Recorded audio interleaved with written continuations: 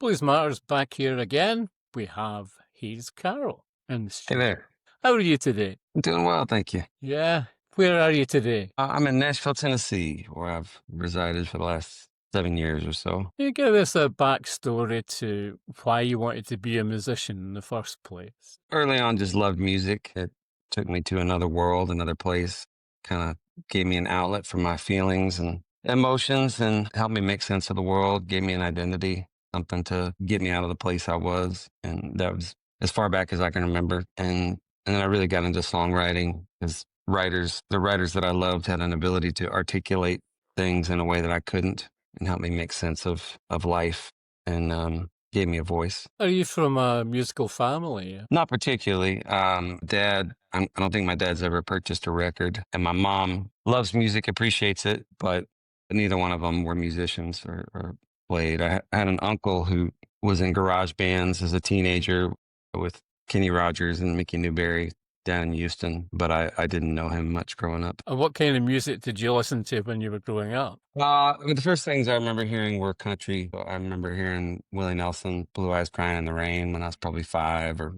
Mamas Don't Let Your Babies Grow Up to Be Cowboys. And then it just sort of evolved over time into different things. I got really into uh, 50s and 60s rock and roll, classic rock, folk music, blues. And so I kind of went through stages where I would dive into something for a while and then got really interested in how it tied together and how it was connected, who influenced who was borrowing this song or this uh, style from who and the history behind it. What would you say that your style of music is? I mean, I call myself a singer-songwriter. That's I think of myself as a songwriter first and foremost, and then the musical form that I put around that, it probably leans country folk, but some rock and some element of folk blues from time to time. I'm pretty limited as a musician. If it takes more than 4 chords to do it, I'm probably out. But that's why country and blues and folk appeal to me is they're in my wheelhouse, achievable. And how did you learn your craft? Well, I'm not sure I really have. When I was 14, I got a guitar, an Alvarez 12-string. Parents bought me. They didn't realize that's not a great guitar to learn on, a 12-string. But I started off there and just got a Mel Bay chord book and learned my chords, but I didn't know how to do anything with it. So it was slow going at first. I remember like learning Camptown Races was the first song I learned, and that was pretty uninspiring to me. But a real turning point was when I bought some songbooks of people that I was into. So I got a Bob Dylan songbook, a Willie Nelson songbook, and a Jimmy Buffett songbook. And I knew all these songs by heart as a fan. And once I saw and I'd learned the chords, I just didn't know how to put those things together. So once I saw the tablature or the chord progressions, then it all came together really quickly. And this whole world opened up to me. And when was the first time you went on stage? Well, I did a lot of theater as a kid, a teenager, and so I performed in that way. But the first time I performed musically, I was probably 19 or 20.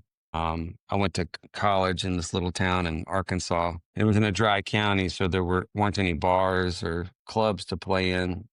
But occasionally you could get a thing in a coffee shop or a restaurant. So I picked up a few gigs in school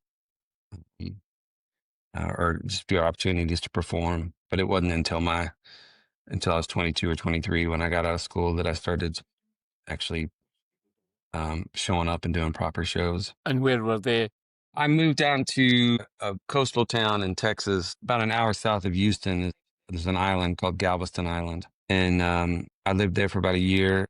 And across the bay, you could take a ferry about 2 miles across the bay, and there's this peninsula called the Bolivar Peninsula. And I lived there for about 5 years. And it was this 20-mile long, half-mile wide stretch of remote beach and kind of place where a lot of people went to hide out or lay low. But there were a lot of bars there. And I was the only guy who could play guitar and sing at the same time on the whole peninsula. And so I Right. started getting work at these different dive bars and shrimper joints and honky tonks and mostly just playing covers because nobody wanted to hear my songs at that time. But it was a lot of fun and a really educational experience for me. It taught me a lot about being in front of people, being on stage, and handling a crowd. How did you feel in front of a crowd your first time? I mean, it's a mix of thrilling and terrifying. No one had told me I was any good. So Right. there was at that point there was a lot of doubt.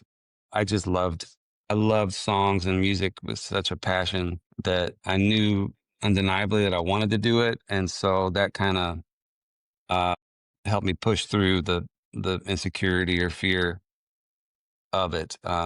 But it was exhilarating, even though I was just doing bad versions of cover songs or bad covers. That electricity that I got from singing these songs that I loved so much, and then watching people respond to them. And a lot of nights it was one person, or five people. Or there'd be Mm. nights where it was 50 people, but none of them were paying attention to me. But it was some of my happiest times were those first times on stage and seeing what I could do, seeing if I could connect with people and watching the response and reaction when it worked. At that time, were you writing your own songs as well? Yeah, I was starting to.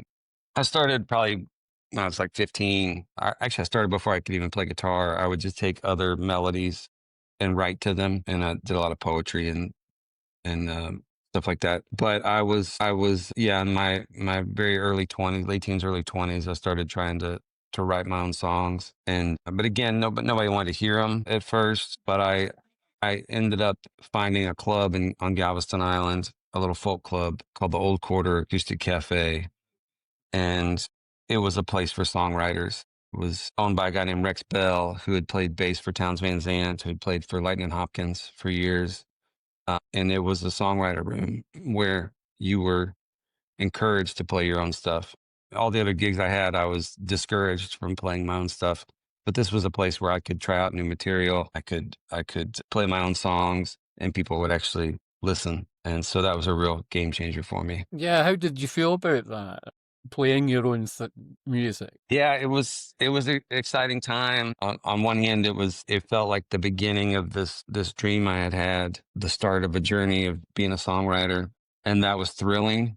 It was also anxiety inducing, and a lot of insecurity came up because I was in this place that it was a mix of there'd be a lot of open mic nights, and there'd be people who were not great songwriters, and then some who were. But then on the weekends, these professional touring songwriters would come through, and blues singers, country singers, folk singers, and they were bringing their music, and it was at a high level. Like these were a lot of people that I really admired. And so there were days where I'd feel really good about myself, and then days where I would feel really bad about myself and where I was at as a writer and a performer. But also it was sort of a shrine to Townes Van Zandt and a shrine Right. to Lightning Hopkins and a shrine to Blaze Foley. And these people were omnipresent, even though they were deceased. And so when you went in there, the bar was set really high. This is not some joint for wankers to just throw off bad covers. It's a place where the song is really respected, and here's what we're shooting for. And so in a way that was great. It pushed me and raised my standards, but it was also tough because comparing yourself as a songwriter to somebody like Townes is a losing proposition. So it took me a couple of years to just accept that I was never going to be Townes, and I wasn't going to be Guy Clark, and I wasn't going to be able to play or sing like lightning, and I just had to find my own thing and lean into that. And when would you say you found that? Or are you still looking? I'm better about it now. I'm pretty at peace with what I do, and yeah, it just took some time. I think anybody starting off, you're trying to find your voice, and you're trying to get confidence about what you do and develop that skill set, and it just takes time. And so for a long time, I was just a bad imitation of my heroes. So I wanted to be Lyle Lovett. I wanted to be John Prine. I wanted to be Willie Nelson, and I wanted to be Chris Christopherson. So I just sang, vocally. I tried to sing like those guys, mimic them. And then stylistically, I tried to write like them. But I figured out pretty quick that was a losing proposition. Like that what made them so special was that they were singular and unique, and they had their own perspective and their own point of view and their own style, and that I wasn't going to get anywhere being a bad knockoff of those guys. So I had to find that for myself. And I think I realized that within a couple years, and then it took a few more years to kind of find what that was for me. And writing songs, do you have a process as such? It varies and it's evolved Mm. over time. When I first started out, it was just trying to grab a lyric or find some idea, a turn of phrase that caught my attention. And then I would sit down with a notepad and write that out, kind of like poetry, and just focus on the lyrics only. And then get a guitar and try and put music around that. And then later on, I sort of flipped it up and would start with the music and play melodies and then write to that and find something musically that I found that kind of helped me loosen up a bit and find. I was really drawn to Dylan and his ability to marry music and the lyric, and they feel like they went together. There was a flow and an energy to a lot of his stuff. I mean, some of it was just strictly folk ballads and things, and I really appreciated those. But I liked when, as he got later on in his career, where that stuff just felt like it went hand in glove. And so I leaned more on the musical side of things. And these days, it's a mixed bag. There's a lot of times where I'll just sit down and write. I keep a file of my titles or lyrics or ideas, but more often than not, I will just pick up a guitar and start playing and record that and just start singing, just a stream of conscious, whatever pops into my head, and not keep that filter on my head. And I find I get a lot of interesting ideas that way, and they're married to the music, or they work with the music in a way that feels more unified. And so I'm not having to do two separate things, but the things come out together in a way. And I find that is more magical for me. Talk about the new album, We're Only Human. And where did these songs come from? Have they been on the melting pot for a long time? No. A lot of times when I make a record, it'll be a collection of songs that have been accumulating over a period of years, and but not necessarily thematically connected. And this was the first time that I made a record with an intention. I was writing with an intention, and I went in to record with an intention of having this just be a body of work, and with the goal of working through some things. I think it started kind of maybe around the pandemic. Like, that was a real reset for me. It was the first time in my life that I had not, in my adult life, that I hadn't been on the road as a touring musician in 25 years. And I was able to just sit and be and appreciate life in a different way. And then I'm pushing 50. I just went through my second divorce. My son is 22, and a lot of kind of life events that made me want to stop and take stock of what was going on, what I was doing, what was working, what wasn't.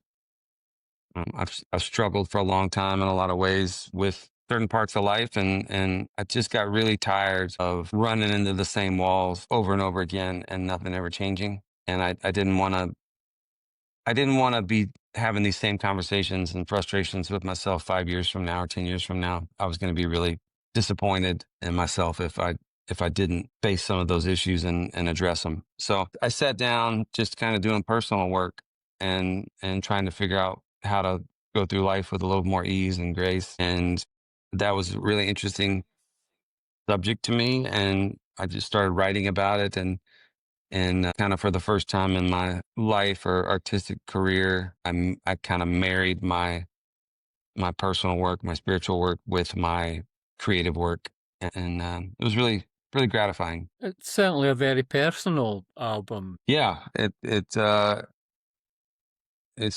most personal record I've ever done. As a songwriter coming up, I was really drawn to story songs, really drawn to rock and roll, just energy songs, vibe, all kinds of different stuff. But I'd never really felt comfortable putting myself in the equation. I was always speaking through the lens of a character, or if it was my own thoughts or beliefs, it was framed in a way that sort of distanced me from that in a lot of cases. And it's sort of scary to be vulnerable and share your fears and insecurities with the world, and whether that's in life or in an artistic way. But again, I felt like that was important to me. And if somebody didn't like it or laughed at it or had a low opinion of me because I was being honest and open and personal about myself, I just had to accept that that was not something I could control and not my concern. And what was important to me and my concern was working through life and putting it into this creative work. And so had to kind of come to peace with my fear of judgment or anything else, and just try and be an artist. Can you talk about some of the songs, your favorite songs on the album? Sure. The title track, We're Only Human, is one I'm really proud of. And it's just about acknowledging that this human experience is challenging. I don't care who you are or what you've been blessed with. We're all going to go through struggles in life of all kinds. And it's about having grace for ourselves and grace for each other as we go through this journey.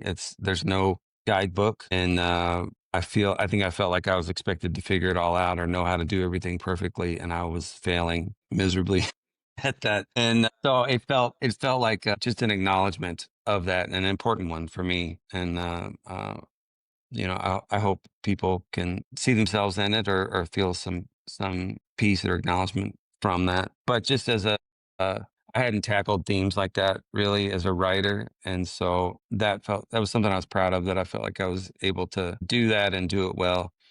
Um, there's one called "Stay Here a While" that I'm really fond of. Just trying to, my mind is always racing, my head's always spinning. I'm always living in the past or thinking about the future and worrying, and I have a really hard time being present in the here Right. and now. And that is a song about recognizing that I can do that. That's important to do that, and that there's a certain amount of peace and happiness that comes from that I'm never going to achieve if I don't get to that place. And so a lot of these songs are reminders to myself. Again, I hope people get something out of them or can relate or identify. But this was sort of a selfish project in that I was trying to work through what was working for me and what wasn't, and then codify it into song, and then have those songs hopefully serve as reminders to me when I get off track. I figure if I can hear them on the radio or play them every night, that helped me get back to where I wanted to be. Because I can have some big epiphany about myself or about life, and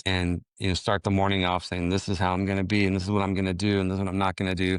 But 5 minutes later, it's gone, and I'm right back to Right. where I was. And so, yeah, a lot of these songs are reminders of, hey, don't forget that this is what you told yourself to do, and these are the things that are important to you. And I know the world is distracting and overwhelming, and there's all kinds of challenges, but you can step back, drop in, and be present with yourself and with those around you, and you're gonna have a lot better shot at getting through this whole thing in one piece. Talk about Bitcoin and Carll.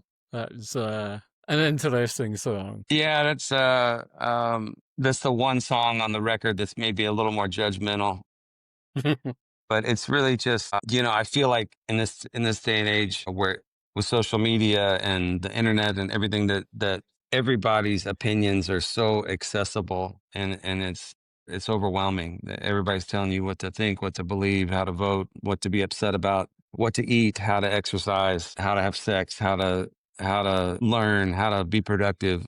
And and everybody feels very entitled to hurl those opinions at you. And I, I find if I open myself up to it, it can just be overwhelming, and it doesn't lead me to a place where I want to be. So that song is just sort of my pushback or recognizing that I don't appreciate it. I shouldn't blame it on anybody else, because it's just how we are as a society these days. But I can protest in my own little way, and then sort of protect my mental and emotional space from all that. Would you say that is progressive, a man? Yeah, yeah, yeah. I actually think about that, but yeah, it's progress for me.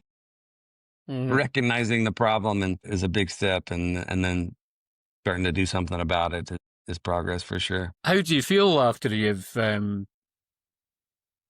albums come out? I feel good.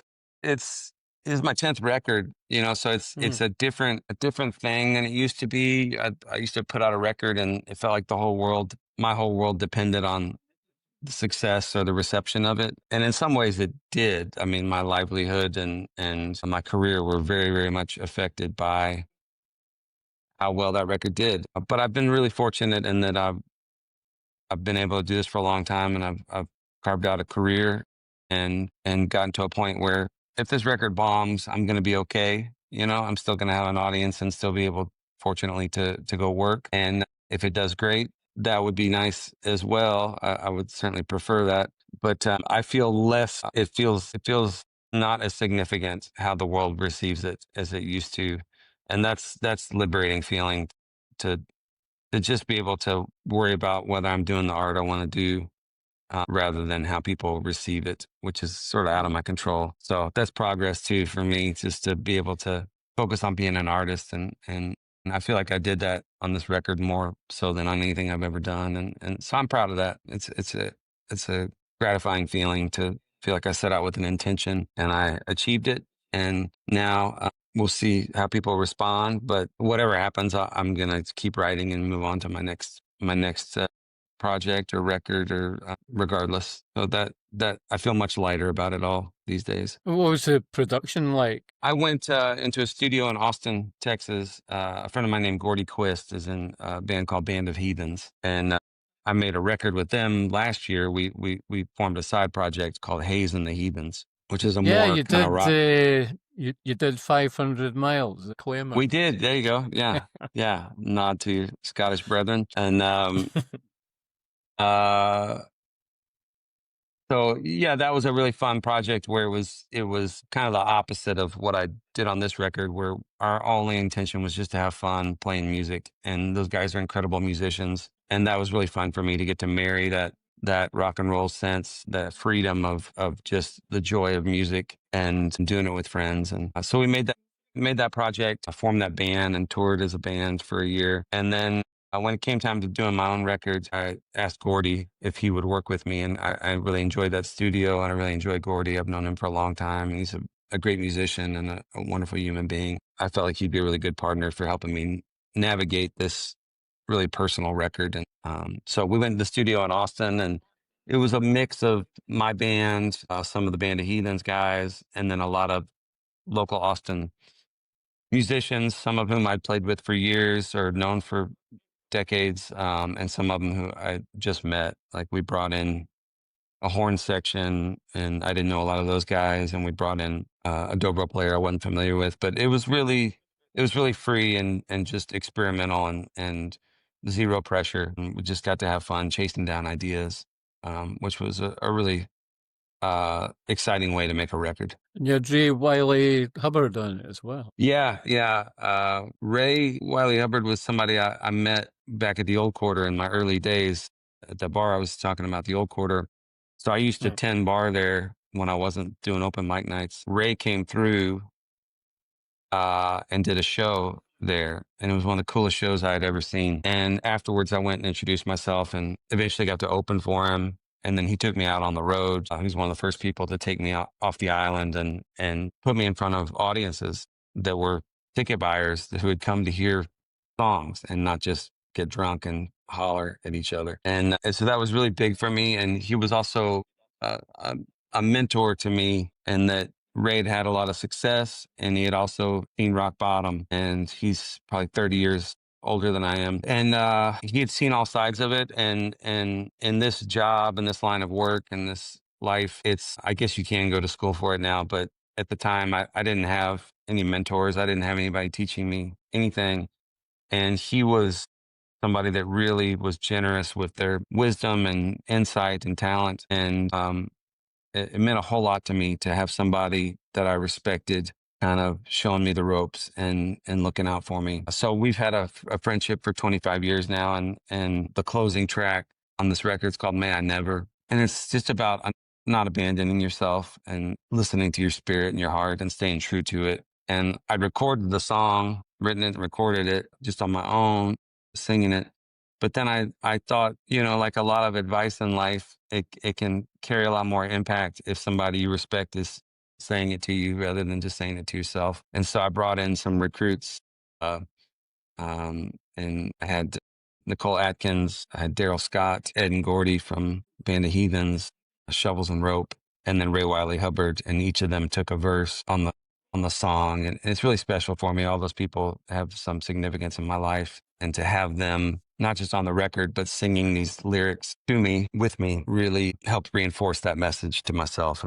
Again, hopefully it's some people enjoy hearing all those folks and hearing that song. But again, it was sort of a selfish thing where I just was looking for people to help me hammer home those lessons. And so it was really special to have him on there. It's got a real jam feel to that song. It does have pieces of just getting together and just enjoying it. Yeah, it was, it's sort of I don't have anything really approaching gospel or spiritual music. And on that one, it felt sort of like a gospel number, but also very organic and front porchy. And yeah, just having everybody come in and contribute. There was a real spirit to the thing that I love. And good people. There's a wee bit of Randy Newman there going on. Yeah. A bit of New Orleans vibe. Where did that come from? Oh, yeah, I'd written the song just on an acoustic guitar. The idea that, we're so polarized and divided, and everybody leads with their anger or their belief system. And I feel like there's not a lot of humility or curiosity or grace allowed for people these days.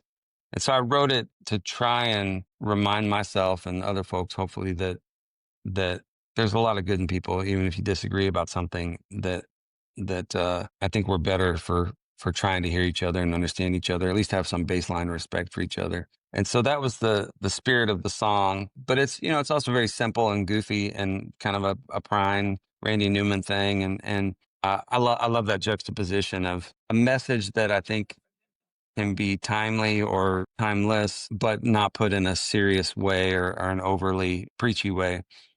And so musically, we just decided to kind of be loose with it and have it be as fun as we could. And we were in the band, we were in the studio, and a guy named Trevor Nealon was an amazing piano player, and he was in there. And we just started off, we just said, why don't you just kick it off and get us going, and recorded the basic tracks. And then I thought, I love where this is going. I would love to hear some horns on it. I'd love to hear some kind of New Orleans vibe. And so yeah, we got some of the Randy Newman, we got some of the down south spirit, and it just kind of made it joyous and fun, and something that hopefully when you listen to it, it just puts you in a better mood and makes you want to be a little more accepting of everybody else. It certainly does. It certainly does. The album. Thank you. I appreciate it. What's been your best advice so far in your career? I can think of two things. One, Jack Ingram, a friend of mine, is a songwriter down in Texas. When I was just starting out, I did a tour opening for him, and I didn't have anything going on career-wise, and that was hard. When you don't know if you're going to be able to have a career or have an audience or succeed in this thing in any way, it's tough. I remember he took me aside one day and said, "Hayes, there's a difference between talent and career, and they don't always line up. They actually rarely do." He said, your career is not representative of your talent. You don't let that get you down. Just have faith in yourself that if you keep doing good work, that the other stuff will come. And that I needed to hear that at that time to give me hope, because it looked like all around me people were succeeding and doing well, and I wasn't. And I just needed a little bit of validation. So maybe more than anything, it was just somebody saying, I see you and I respect you, and hang in there. It's going to be, you're going to get there someday. And the other one was from Wylie Hubbard, which was somewhat along the same lines, but he said, and I'm paraphrasing here, but basically it was, at the end of the day, it's the songs that matter. It's not whether you're popular. It's not whether people are responding. Like, that stuff comes and goes. The songs are forever. And so you put everything you have into doing the best work you can do. And then that's everything else is out of your control, but that is something you can control. And so you focus on that. And that's something I've gone back to a whole lot over the years, because there's definitely been times where I can get in the ditch about where I'm at career-wise, or compare myself to others, or everything. But just remembering to go back to the basics and control what I can control, and has been really important. And I think, I don't know if somebody told me this or if I just figured it out on my own, but the thing that I tell writers a lot is there's only one you. And that's the only thing that's really interesting long term. But there's always going to be a better singer. There's always going to be a better guitar player. There's always going to be a better writer in some capacity. But what makes you special is you. And yeah, you want to be good at all those things. You want to have a skill set, because just putting out our authentic selves is not necessarily good music.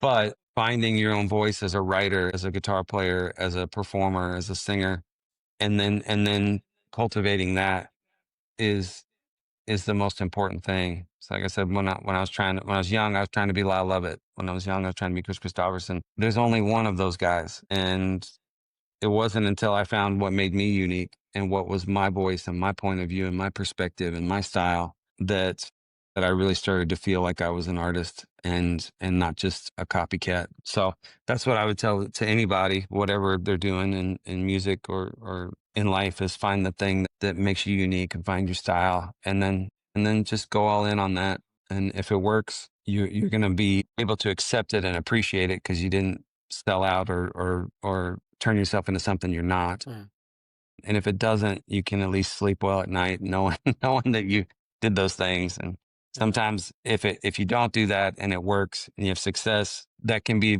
miserable, because you're trapped in a place of an expectation of doing something that's not you. And maybe for some people that's fine. Some people just want to have success or be famous or make money. And I totally get that and understand that. But for me, being an artist, that was too important to me. I didn't want to, if I failed or succeeded, I wanted it and needed it to be on my own terms and to be as me. And if the world didn't like what I am or what I do, then I can accept that. But I didn't want to turn myself into something I'm not, just to try and chase success. I wouldn't have worked anyway. I don't have the talent to be anything other than myself. What about success? What does success mean to you as a musician? Yeah, these days, I mean, being able to make a living is nice for sure. Having an audience and that connects and relates to my music and appreciates it is gratifying. But most days I just look at it like being able to make art, to make music, to do the things I love, to get on stage, to entertain people, to connect with people. That's success. And if I look at somebody else's career and say they're doing this, or I wish I had this, I wish I had these things. I mean, it's good to aspire to stuff, for sure. But if I start comparing myself or lamenting all the things I don't have, I lose sight of what I do. That's something I've figured out way too late, but I've figured it out, is nothing good comes from that. And I can take an amazing situation and turn it into a miserable one if I'm not appreciating, having gratitude for the blessings that I have. And so for me, that's just being able to get up every day and write songs and then have an outlet to perform them. And touring, you've got a big US tour coming up? Yeah. We'll start, I'm going to go down to Austin on Monday and start rehearsals with the band. And then, I'm out for about the next 4 months. And then we'll come over to the UK in April, I believe, do a European tour and a tour over there. So yeah, I'll be busy for a while. Excellent. And your persona on stage and off stage, are they the same? Yeah, I think to some degree. You know, there's always that's always been a little bit of a struggle for me, is certainly early on, was like I wanted to how do I put this? It's a mixed bag. When I started off, I did a lot of talking on stage and just telling stories and trying to like connect with people that way before I played my songs. And partly that was just how I am. And partly it was insecurity of this song isn't very good, so I'm going to make you try and warm you up some other way. And then I started getting bigger crowds and playing more rock and roll music or honky tonk, much more musically involved, energetic stuff than my sort of folk songs. And then there was a period there where I felt like I needed to be something more, like I needed to be Bruce Springsteen, or I needed to have some persona on stage. And that was a confusing time, because it didn't come naturally to me and I didn't know what that persona was. And I felt very uncomfortable up there. And so over time, I've gotten to where I find my best move is to just try and be myself. And that's telling jokes or stories, or it's also cutting loose and having fun and having energy, but it also can be really trying to get still and have meaningful moments. So these days, if I'm feeling it, I'll hoot and holler, and if I'm feeling it, I'll cry, and I just try not to think too much about what anybody else thinks of that. I just want to be in the moment, and I want to put on a good show. But for me, my version of that is trying to be authentic and just deliver good songs in the way that I do them. And it's all music at the end of the day, but where does blues fit into your style? Early on, like I think there's a simplicity and truth to blues music that I've always loved that cuts to the heart of anything as a songwriter. And there's Lightning Hopkins or Muddy Waters or um, there's a toughness, there is a succinctness, a directness, and a truth to that music from a just an honesty that I appreciate. It feels about as raw and open and real as anything I can imagine. It's not made up characters. It's not, there may be a persona and there may be a outsized kind of projection of who people want to be, but it's also about love and loss and life and struggle. And at heart, that's the human experience. So I've always been drawn to that. And then I also just love the music part of it. it Whether it's a shuffle or it's a 12-bar blues or whatever, there's a simplicity to that suits me. Again, as sort of a musically limited person, a musician, I could pick up, I can do EAB and I can do a 12-bar blues, and like within that, there's countless variations and skills and ability people that the greats can do it at. But it was also something that was really accessible because I could just pick up a guitar and play most any blues song, some rough version of it. And it's so satisfying and so cathartic that I've always been drawn to that. So I don't consider myself a blues musician by any means, but I do feel like elements of blues music have been important to my style as a writer and as a musician. That's something I'm drawn to and is in a lot of ways at the core of what I do. Great. And one last thing to say to the Blues Matters public. Well, nice to meet y'all. Thanks for listening to me ramble about my self-help work. Yeah, I hope folks will check out the record, and if this one doesn't do it for them, I've got a lot more rockin' stuff or bluesier stuff in my catalog, and hopefully there's something there that they enjoy or connect with. Great. Brilliant speaking to you. Thank you very much. It's my pleasure. I appreciate you. I'll hopefully catch you on the road in the UK. Where are you playing? I don't know yet. We don't have the tour booked, but yes, I'm sure we'll be getting to Scotland, and yeah, I hope to cross paths with you.